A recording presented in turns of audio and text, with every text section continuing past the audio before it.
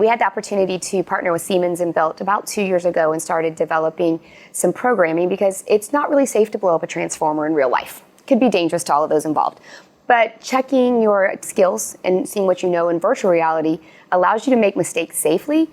It also demystifies some of it. When we worked with Siemens originally, one of our ideas was how do we make it less scary? You know, we would be at job fairs or we'd be at career fairs for students, and they were just like, I couldn't ever learn electrical. But if I put them in a virtual reality world, it's something they're comfortable with. That's where students this age live, either on their phones, you know, moving and swiping, or in the virtual reality world, whether it's in a headset or just in an augmented tablet. This made it fun and we made it almost gamified. So they came in and they were able to actually do single pole and single pole switch, as well as bending conduit virtual.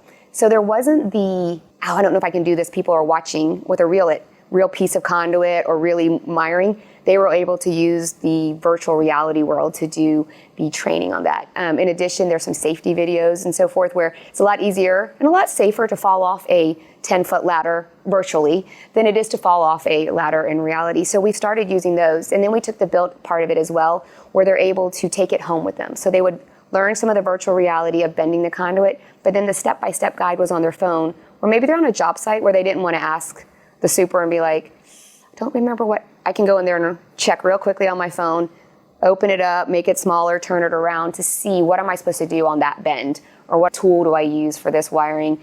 And it puts it where they have it in access. We joke about when I was in high school, your teacher said, oh, you're not going to have a calculator with you at all times. I want to be like, yes, I do on my phone.